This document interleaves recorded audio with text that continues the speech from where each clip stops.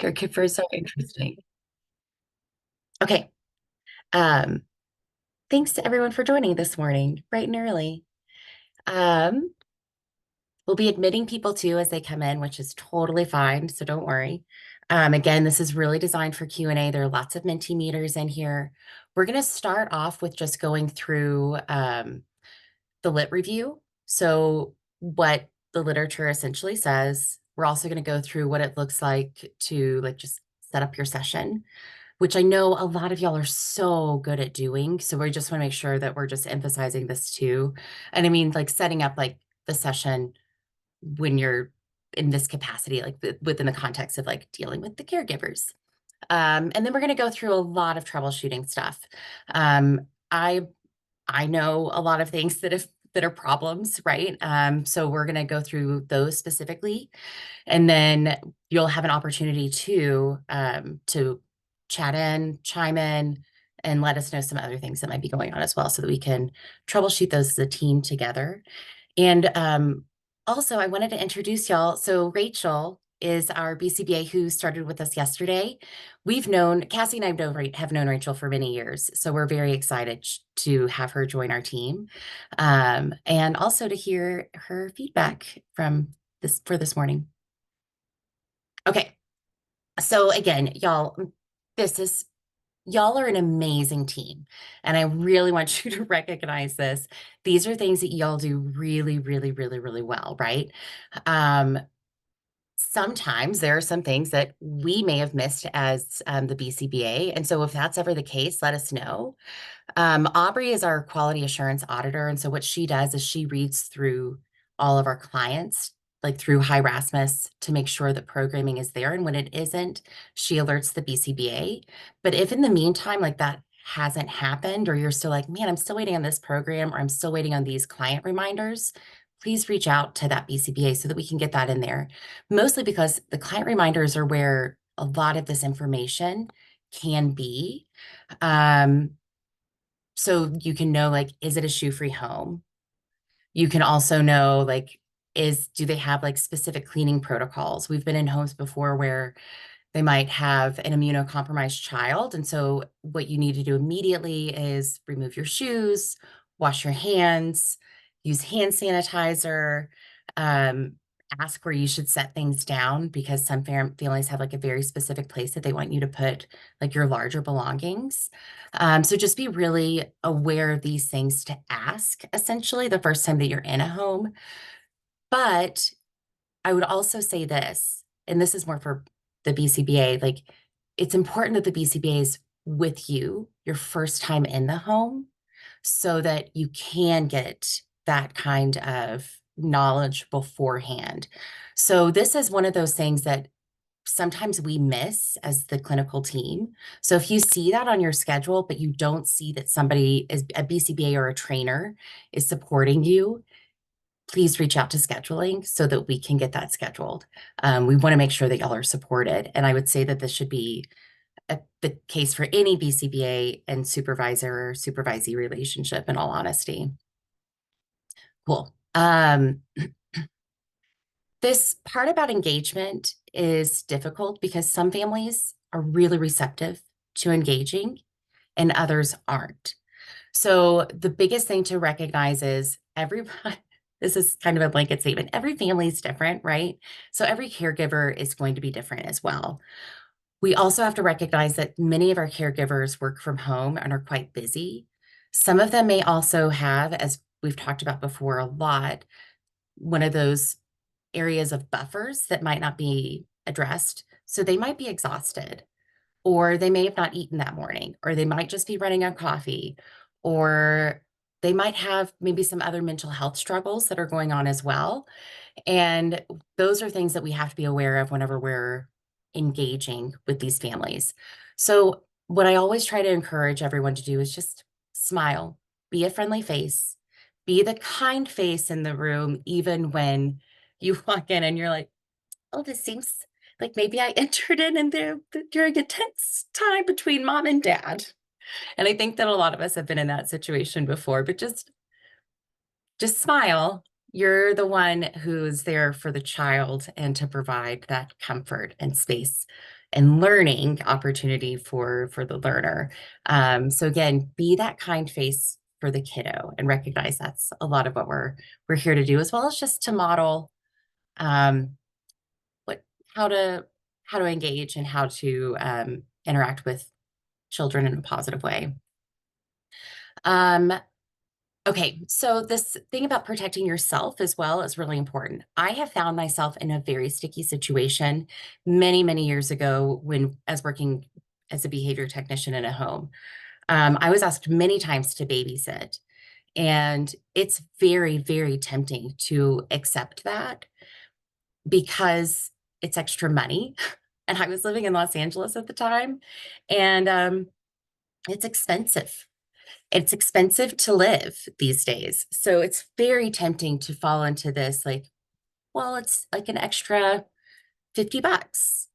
It is, but it's also literally creating and establishing a dual relationship, which is against our code of ethics. And the reason it's against our code of ethics is because the code of ethics is designed to protect you. It's also designed to protect the family. And if something were to ever happen during that babysitting time, they could then press charges, which would then affect your relationship with your employer and then also impact your ability to continue to work in this field. So be very cautious. If babysitting is something that you would rather do, or nannying is something you would rather do, that's fine. That aligns more with your values, but you cannot establish that as working as a behavior technician within the home. I hope that's clear. And I'm sorry, like it's again, like it's so tempting, and you're like, yes, what I'm qualified to watch this child in a safe way.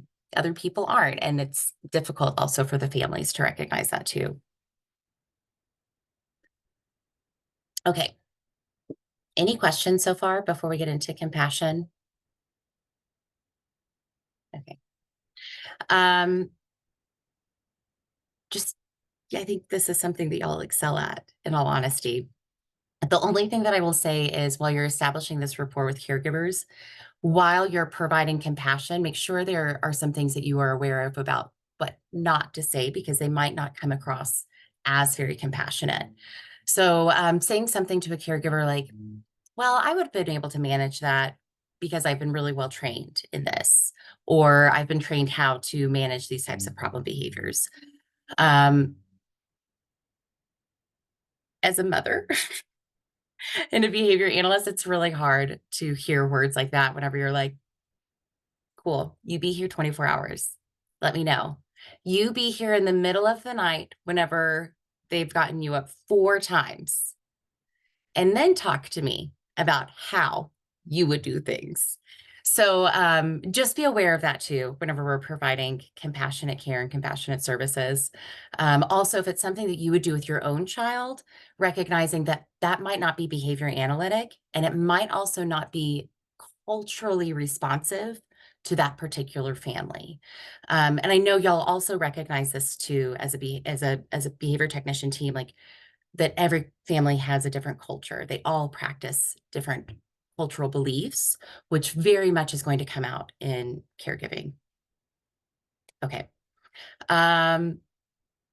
If somebody feels unsafe, please notify us immediately. Again, y'all do this so well, and I'm so glad that you will immediately reach out to Annie, the BCBA, anyone who's there for you to say, I don't feel safe right now.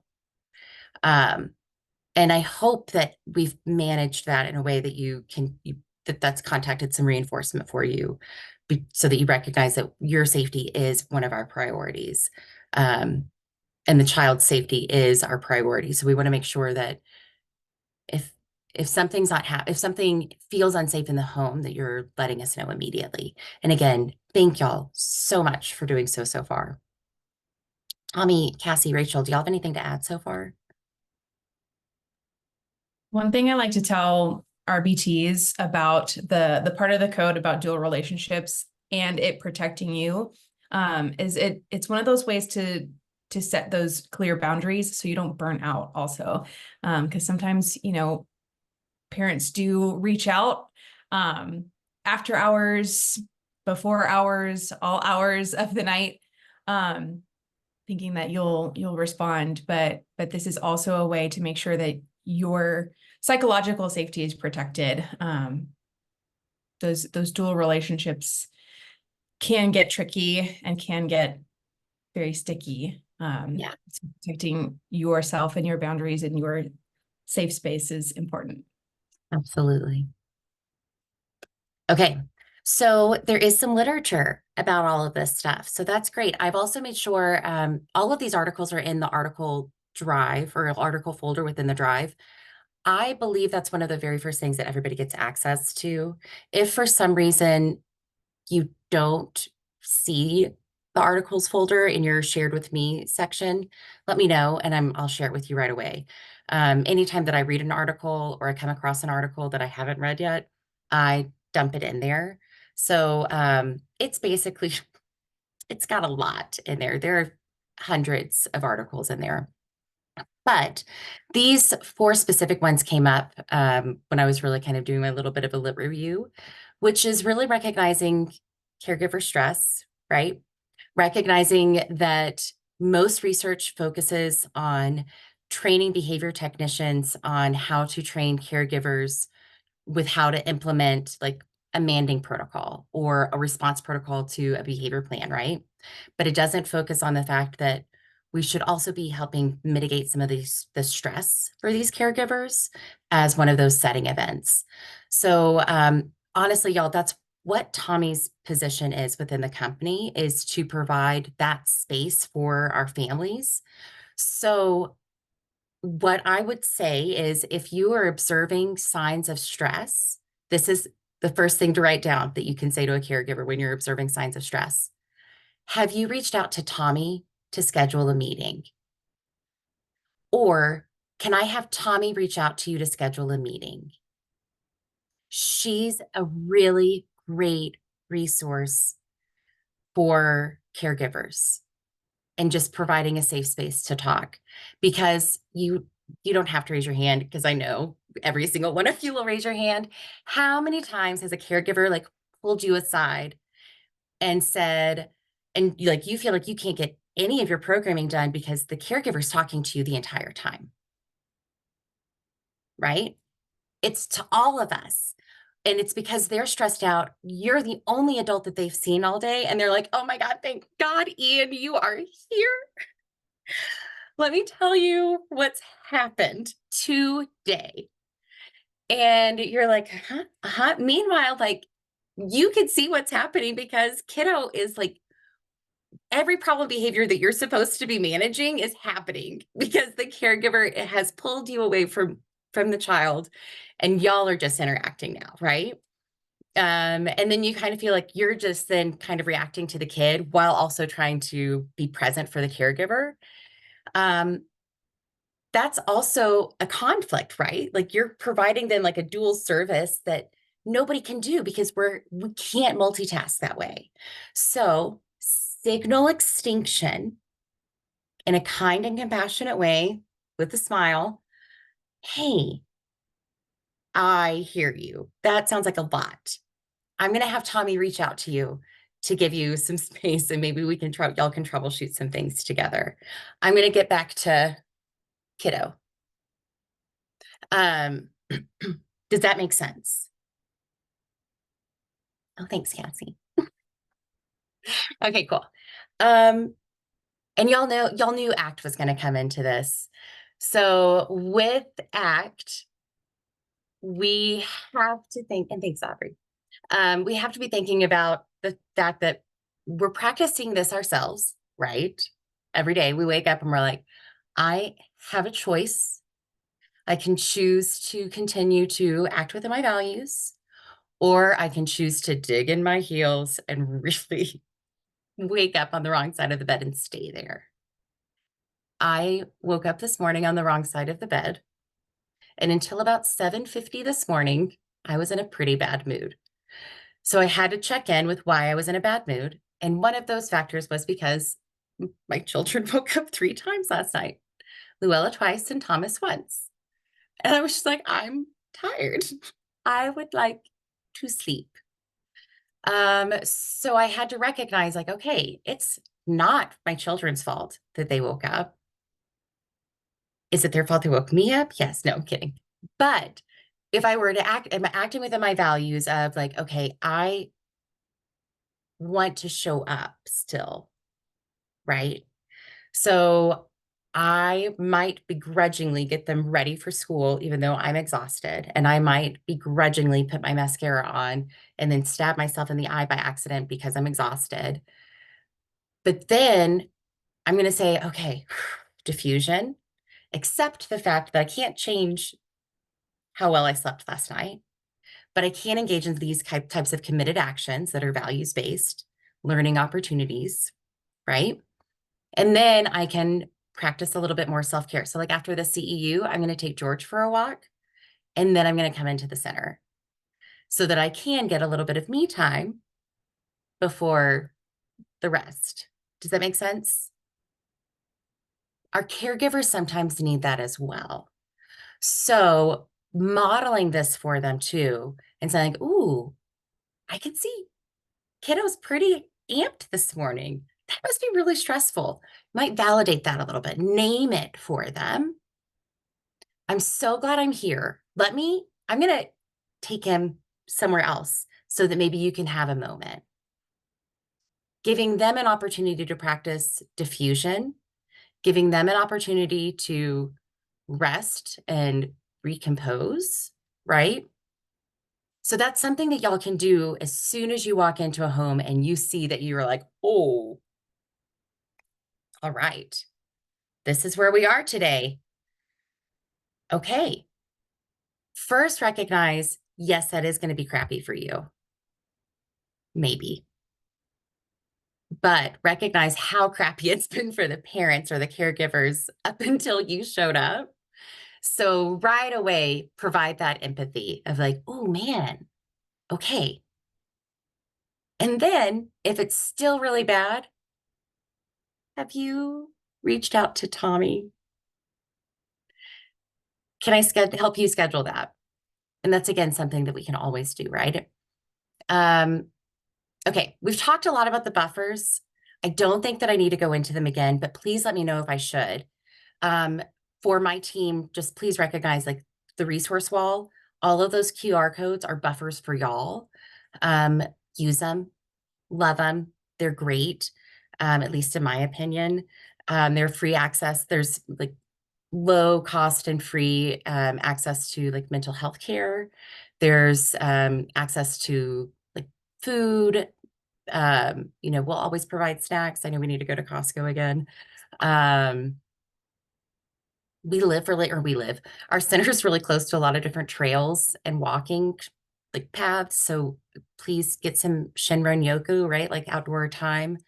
Um, Focus on those relationships when you're outside of work so that you're not focused on work things, right? So when you're off the clock, please be off the clock and just be with your loved ones.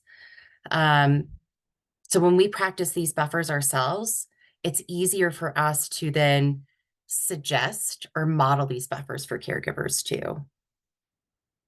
Cool. And then this next article is recognizing too that sometimes it's just really, really difficult. It's really, really difficult what we're doing in home, but it's also really difficult what caregivers are dealing with too.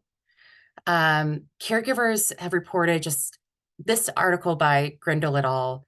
2008. It's actually a really great article for y'all to read. When you don't even have to read the whole thing, I would say just read like the highlighted sections, basically, like the parts that they've pulled out, like what caregivers specifically said. Because that's some really great stuff to see where they're coming from and to get that self as context, right? Their perspective of what's happening. Um, but it's a really fantastic read for recognizing that really both the caregivers and us as behavior technicians and behavior analysts recognize how difficult it is to do ABA in home, even though we also all see those generalization benefits. So just be aware of that, right? Whenever we're thinking about caregivers and how we're supporting them in home. Cool. Tommy, Cassie, Rachel, BTs, anything that y'all would like to add?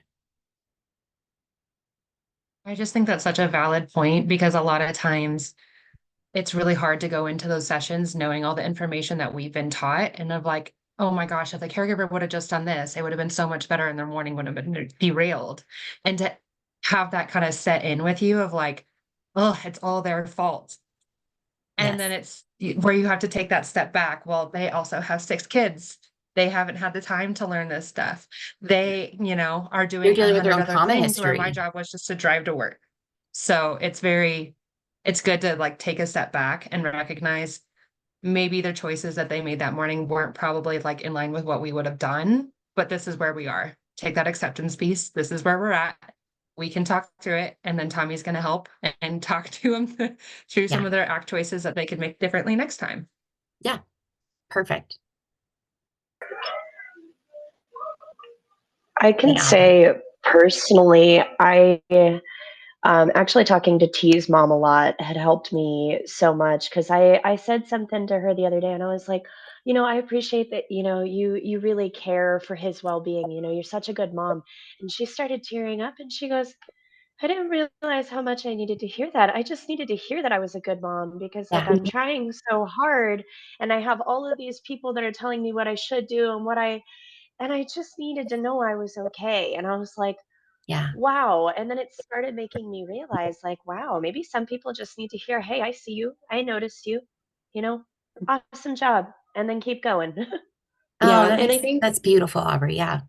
yeah, definitely. I think just modeling that compassion and showing them that it's okay to be human. Like we all go through it. We all go through hard times. I think just really validating that is so important. And I think sometimes it's really all they need to hear that day. 100% agree. Yeah. Cool. Okay, your first Mentimeter is up. Feel free to use your phone.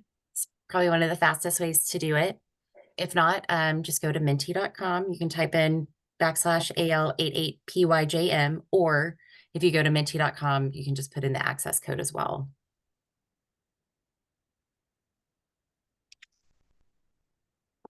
I should probably log into it so that we can actually read it.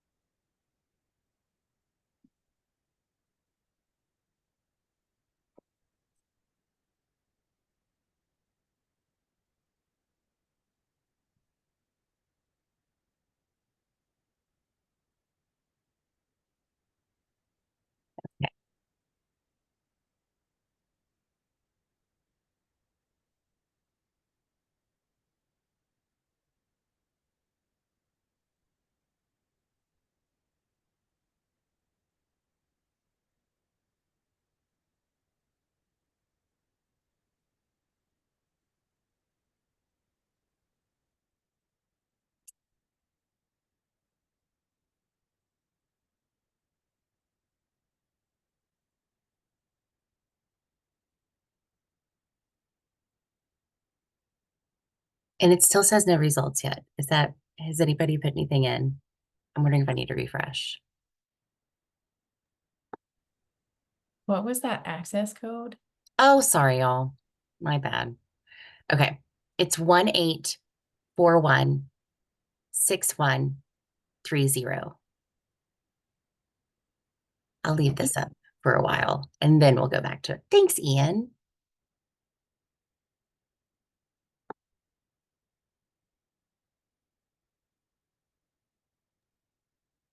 And again, the beautiful thing about Mentimeter is that it's anonymous. So that's always nice. Can I just tack on to something Aubrey mentioned? Yeah. Um, Even just as a human being, it feels nice to be heard and seen. We all understand the principles of reinforcement, and that's what we do with our clients. But it's good to do that with like parents. It's good to do that with your supervisees, with your supervisors, all the people in your surrounding environment. It's good to feel seen and feel heard. Absolutely. And I think Aubrey does a fantastic job of that. Yeah. Ooh, okay. This first one right away, a caregiver trying to take over a session because they saw problem behavior and thought you couldn't handle it. This happens quite often. So this is one of those situations too, where if you're seeing it happen after you've kind of gently given some feedback, and we can we'll model and talk about what that looks like. This would be one of those times that you should talk to your BCBA and say like, hey, I keep running into this problem. And I've said to them in a very kind way, I got this, but it keeps happening. Let us know so that we can manage that from like our end. But from your end, when this happens, you can usually say, and this is a very kind and compassionate way to provide this kind of response, but you can just say, hey, it's okay. So-and-so BCBA just trained me on this. I know exactly what I'm going to do here. I've got it. I know it seems rough right now, but I think it's because we're just doing something new. But I want to make sure that what I'm doing is consistent with him to keep this relationship in place. So really kind of going back to, I feel really comfortable doing this right now. I know what it might look like on your end, but I know that he's safe or she's safe and it's going to be okay. But if you do have any concerns about anything that you see, please reach out to so-and-so BCBA. Cool. Tommy, Cassie, Rachel, BTs, anything else y'all wanted to add along those lines? Maybe similar experiences. I think just validating in the moment, like you said, Meg, like, hey, I've got this. I've been trained on this. This is what the BCBA prescribed for the kiddo. Let's try this out. If it doesn't work, we will take the next steps, but let's very much follow through with what we have in place. Yeah. And then also that's easy to like prime that expectation when you head in with caregivers, like, hey, if this comes up, here's my plan of action. And I promise to let you know if I need your assistance. Like, so that they feel like if it gets to a point where I feel out of control, they're still there to support. But like letting them know your plan of action and your expectations for the session is, I think, really helpful for me, because then they don't feel overwhelmed in that moment, because then you're also trying to like manage the behavior and also talk to the caregiver at the same time, Yeah. which can be very difficult. Yes. Yeah, absolutely. Absolutely. So setting up those expectations beforehand, I think is a great way to, like, an antecedent strategy to prevent this then in the future, especially if you've already seen it happen one time. What you can do then the next time when you go into that home is say, hey, today I feel really confident with what we're doing. I've talked with the BCBA again to make sure that we've got these strategies in place. And this was something I love this also about y'all. Thank you. Send us a Slack message. Let us know. We'll hop on telehealth right away. Or if, we're around the corner, hey, I'm around the corner, I'll be right there. So please always do that. Yes, Tommy. I know something our team is really good about too is trying to manage it themselves. And if it's something they feel is out of their room, so good about reaching out and being like, hey, can you Slack the caregiver and just let her know, like, this is what we're working through. We just need some space. Or sorry, not Slack, message the caregiver. Yes. I was like, whoa, that's it. Yeah. I think that's another great solution there is like just have the BCBA then send that communication to the caregiver to let you know so that they can almost advocate on your behalf of they've got this. Yeah. Especially if you don't necessarily feel comfortable advocating in that way to the parent, reach out again to the BCBA and then they can say like, it's okay, she's got it. We're talking right now. Cool. Yeah, great. Okay, anything else for this first one? Because that's a great scenario that commonly happens. Cool.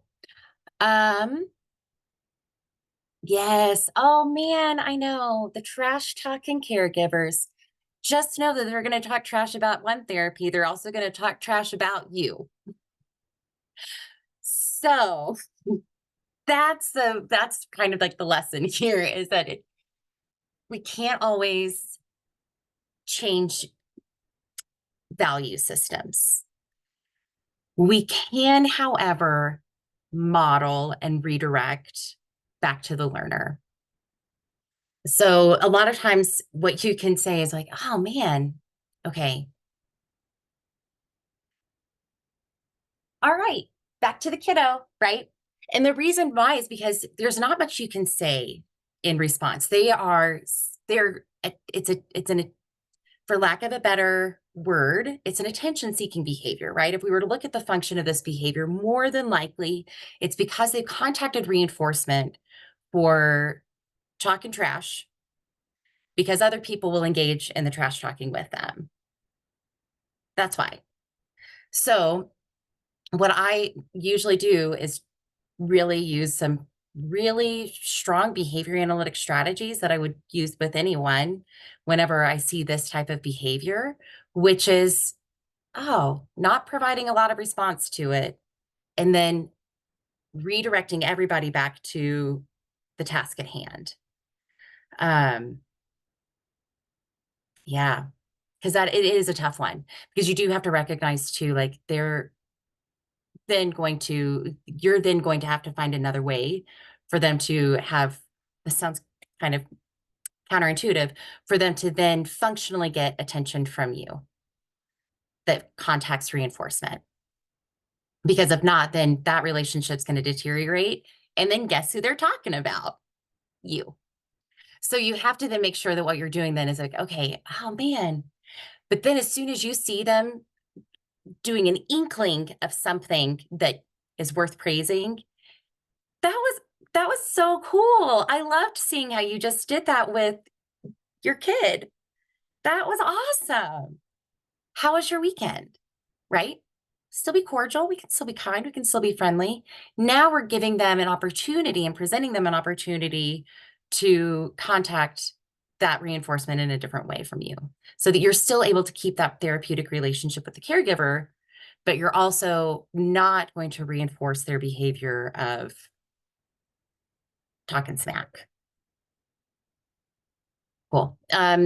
Cassie, Tommy, Rachel, technicians, anything y'all have to add? Differential reinforcement is effective. That indeed. Okay, cool.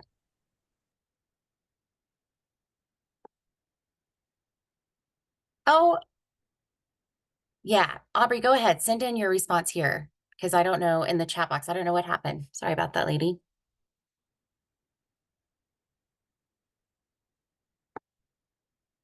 Let's see.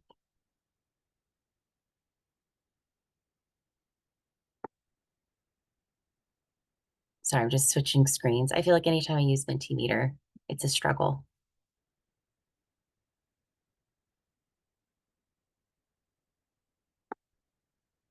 But Aubrey, feel free whenever you're ready, and we'll still respond. Okay, cool. So again, these are things that we've kind of talked about a little bit already, but these are just kind of like some generalized strategies. So setting those boundaries, setting those expectations at the very beginning, creating your own safe and working environment that also recognizes that, yes, the clinical team, like the BCBAs, have done some of this already, but we also don't know your individualized safety needs within that home. So it's going to be important that either you advocate for yourself within the home if you feel comfortable, and if you don't, you advocate to either Aubrey or the BCBA to say, hey, this is what I need help with specifically with this caregiver, so that they know this about me. And it could be something like, I am wearing a mask today because my allergies are really bad and I don't want them to think that I'm going to snot all over them. Okay, that's fine. That's valid. It could also be that you do have something heaven forbid, you're a human being, but that you do have something going on in your own personal life, and be like, hey, I just need you to know I've got something going on at home. I am ready for this session. If you aren't, please let us know. But if you are, I'm ready for this session, but it might look different to the caregiver. Can you please let them know that today I might be taking things a little bit more slowly? And that's valid, right? Totally valid. If you feel comfortable sharing that with the caregiver as well, share that. Like, today might look a little bit different. Okay, so at the end, or like when you're wrapping up, always provide the data that's meaningful to the family, especially if it's something that you know that the family has specifically said, like, this is something I care about. This has been our struggle. You can make notes and be like, hey, we had a really big success here today, small win, right? In like this particular area, so that they really do understand, like, you're doing your job. You're here for them too, even though what we do is hard. You can still share these like minor wins and these major wins and these successes. And again, always check in with the BCBA if you still are just like, Lord help me right now, please. Cool. Anything about kind of these antecedent strategies? And Aubrey, were you able to get your response in? Or did you want to chat it in?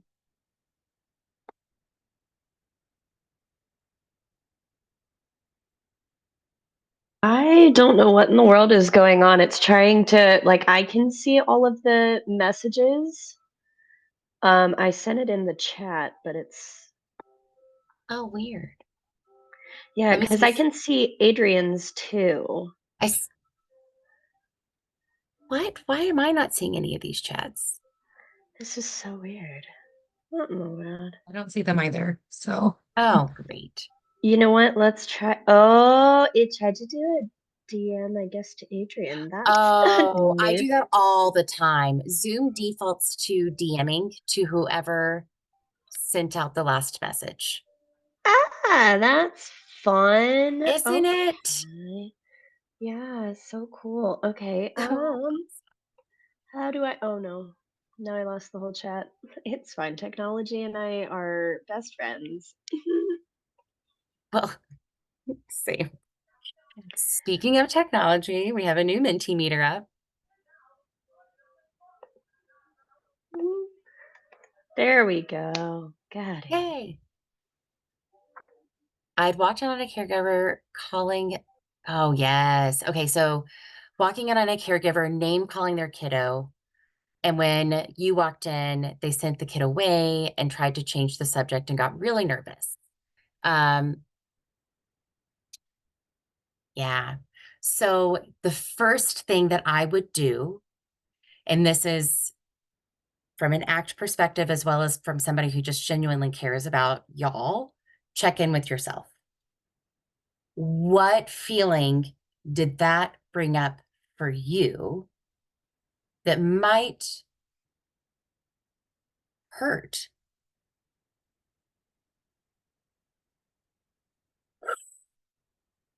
Accept the fact that you walk within your values and you would never name call first and foremost, right? And then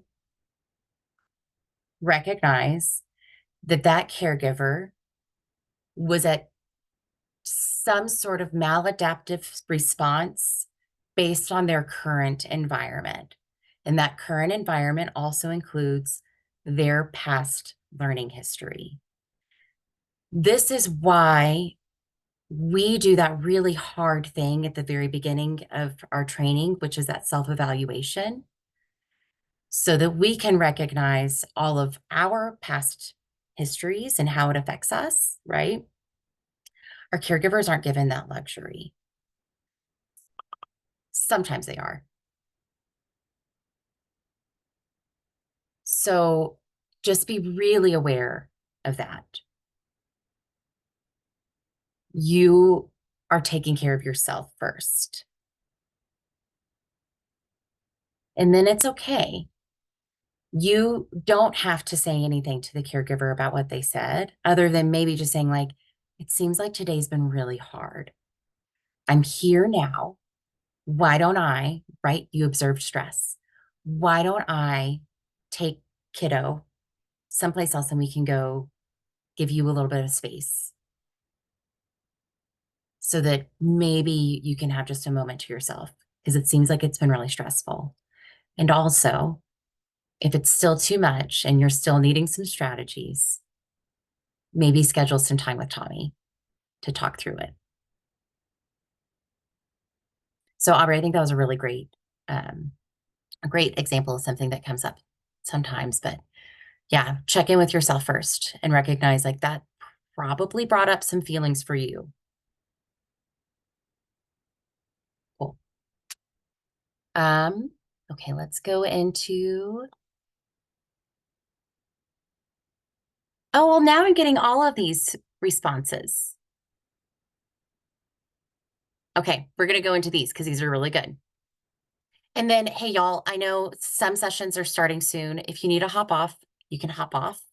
It'll still be recorded. If there are questions that you still have that didn't get answered, Slack them. We're happy to take care of them and get them responded to. And what we can do too, you can Slack them to Aubrey, and then we can put together a response for y'all as well. Okay, so some other ones are showing signs of being exhausted. So this is, again, like making sure that you're checking in with the caregiver, providing that validation of, like, oh man, yes, this is really hard. Yeah, Aubrey, I think that would be great to do that. We'll talk later. Providing that validation first and foremost, recognizing the sign of stress and exhaustion, doing what you can then do to remove that learner to give the caregiver some space to get some rest. The other thing too, and this is something that I've recommended as a BCBA, is just kind of changing a little bit of what we do at the end of the day so that it winds everybody down, so that we could get everybody ready for a nap, essentially. Especially, like, there have been caregivers that have multiple children who are under a certain age. If you're under the age of 3 or 3 and under, like, nap time is pretty essential. So if you can get those kids kind of ready for the end of their day, ready for a nap, that also gives mom or dad or the caregiver a little bit of space. Parents arguing, that's another really difficult situation too. But again, these are situations where it's signs of it's observations of stress. So the first thing that you should do is provide space from the learner for the caregivers. So anytime that you're seeing any of these kind of stress responses from the caregivers, that's going to be your first go-to. Removing the learner in the best way that you can to a space that's safe. It could be going for a walk outside. It could be going to the park. It could be going down to the basement. It could be going to the living room because they're in a different room.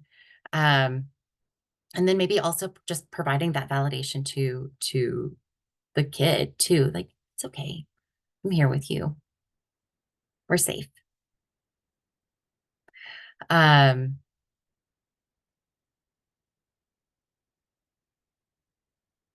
Okay, so this one too, about, you had a caregiver or a client who was engaging in a tantrum for over an hour, and the caregiver was present while they were extremely being affected by it. I just have a clarifying question. If you don't feel comfortable, you can send it into Aubrey. Was it the caregiver was affected by it, or the kiddo was affected by it? If it was the kiddo who was affected by it, this is what I would do, because I've been in this situation specifically with JCB. I would reach out to the BCBA. Okay. We'll talk about that in just a second. But if it's a kiddo who's affected by it, I would reach out to the BCBA and say, is there any way that you could have the caregiver step outside for a moment so that the kid hears the door close and knows that they're not present anymore, even though they actually are. But if it's the caregiver who's extremely affected by it, which happens, I would also reach out to the BCBA in that situation and say, we've been going at this for a while. And it could also be like the response protocol that's in place might not be contextually appropriate because of the observer effects from the caregiver or from the mom or the dad. And so I would reach out to the caregiver and say, like, hey, we've been in this for a little bit. We're still seeing this is so mom or dad are they're getting kind of upset about this. What should I do? And what I would then do as the BCBA, and I'm not trying to talk for Tommy or Cassie or Rachel, but what I would do is I would reach out to the caregiver immediately and say, tell me what you're seeing. So that then I have an idea of what their perspective is. And then I'm going to be able to give the behavior technician a better way to then possibly either modify their response protocol or modify something else in the environment. Or I could talk to caregiver of like, okay, I think they're just working through this and it might be a mild extinction burst. Can you and I talk for a while in another room while they're working through this? Those were some great questions. BCBAs, do y'all have anything y'all wanted to add to those? I think it comes back to that compassion piece, especially if a parent is being affected by a tantrum, understanding that like, this is hard for everybody. It's not a fun moment for the client. It's not a fun moment for the parent to see their child upset. And having that empathetic point of view of like, I see it, I get it. Let's do what we can to maybe, mitigate your parent emotional response here. But coming at it with a lens of compassion first, instead of like, well, it's just an extinction burst. It's gonna happen. Even though behaviorally we know it's likely going to happen, we want to be compassionate about it. Yeah, absolutely. Tommy.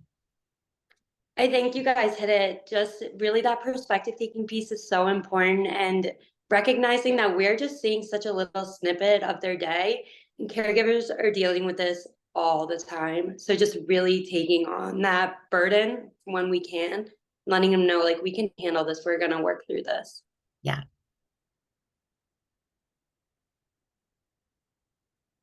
Cool. Oh, sorry, go.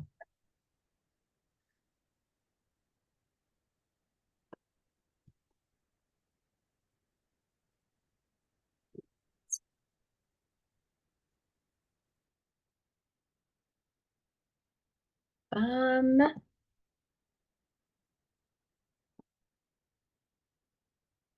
y'all, I don't know what is going on with Mentimeter right now. I'm struggling. Okay, so y'all can go ahead. Let me go back to the screen so that y'all can actually see it. And let's do this next question, results poll. It's the same code, the same web address.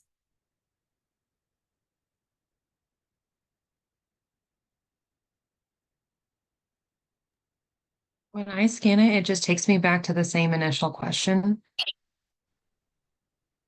Okay, hold on. Let me see something. Let me try something. Okay.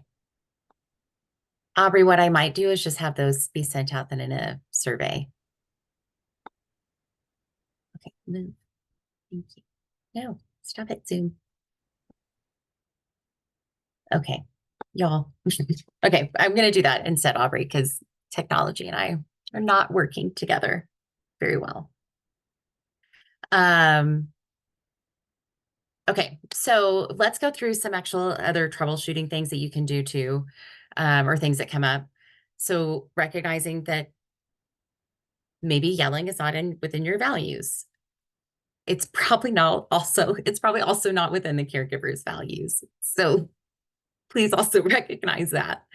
Often that will end up happening. Like I know, I had a caregiver talking to me yesterday and I said, well, things are probably going a little bit better at home. Or just seeing some behavior contrast. And she was like, no, been yelling a lot.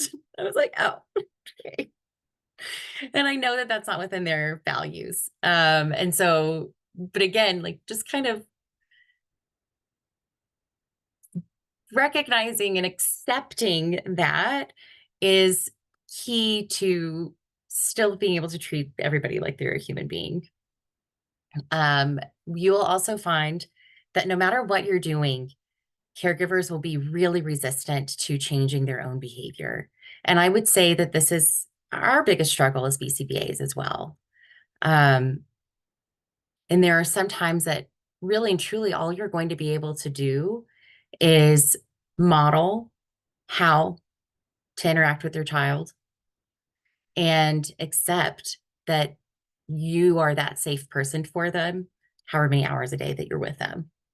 And that's one of the hardest things that we can sometimes do. The other thing that I would say too is reaching out to Tommy and reaching out to the BCBA team about what else maybe you can do to set that environment up for success. We've worked in homes before that have been really like cluttered and super overwhelming and sometimes just straight up dirty. And so sometimes what we've done is put in place, and this could be the case too in a house that you're going to later today. So hopefully I'm planting a seed. If that's the case, reach out to one of us so we can put in place maybe a program to make that better. It could be a self-monitoring program. It can be a program that really helps not only the learner take control over their own environment, but also empowers the caregiver again to recognize like, maybe I was just overwhelmed because everything was everywhere and falling down on top of me. Because that does happen quite often. And I don't think we can emphasize this enough, but I do think that we've said it a lot. You can always advocate for your safe boundaries. That's something that is a strong value of mine. There are homes that are very difficult to be in for whatever reasons there are. Sometimes those reasons, like we mentioned before, might be that caregiver's own history with trauma, might be their own history with mental health issues. It might be their own autism diagnosis. All of these things are things that impact their ability to functionally communicate with you as a behavior technician. So just as you are providing these strategies, modeling these strategies for their kiddo, you might also be having to do that for them. And also recognizing like, oh man, though, they've got 40 years of learning history. Ooh, that's tough. So that's going to be more of a struggle to accept because their behavior is not going to change as readily. I love that this picture for the oversharing is a pregnancy picture. I don't know why. This is just the way the template worked out. Meg, you're still on the web search page if you want to switch over to. Sorry. No, I hate technology so much. Cassie. Me too. I get it. Thank you. So oversharing is a very slippery slope. And it's a slippery slope because what ends up happening is that you contact reinforcement because typically a caregiver who's doesn't talk to you is now talking to you and you're like, oh yes, finally. But then what ends up happening is like now you've created a dual relationship and you are now looked to this caregiver as a trusted confidant and friend and not their child's behavior technician. And again, I know how hard that is because I have been in that situation where I'm like, no, we're friends. And I'm like, oh shit, that's not right. We are not friends. I am the behavior analyst in this home.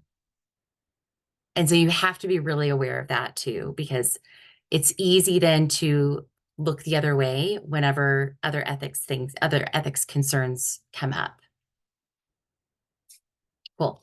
And then also just recognizing that behavior drift is going to happen for you as you contact reinforcement. Behavior drift is going to happen for the caregivers as they're contacting reinforcement as well. So be really mindful about those situations. BCBAs, technicians, do you have anything to add?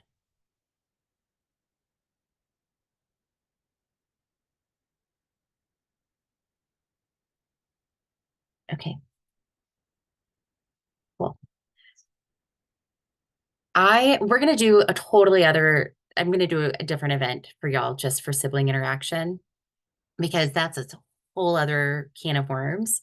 But I will say that I know that siblings are an issue within the home. So we're going to do another training specifically for what am I supposed to do about these kids? So don't worry, we're on it. We'll take care of you. Just giving you a little preview.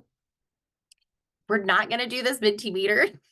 I'm going to send out the questions instead to Aubriana, and she will send out a survey to everyone to just continue to keep this dialogue going so that we can make sure that what we're doing is supporting y'all in the best way possible.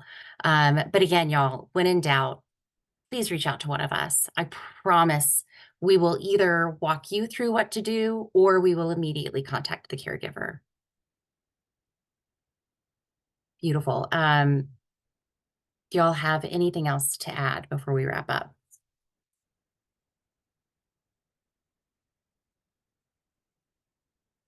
Cool. And I will say, go ahead and take a screenshot of the references. That way you'll know which articles we were talking about. They're great articles. They're not long. And if they're too long, don't read it all. Read just the big parts. It's okay. All right, cool. Thanks, y'all. Have a wonderful day. And like I said, we'll have Aubriana send out a feedback survey here in just a little while. Thanks, y'all.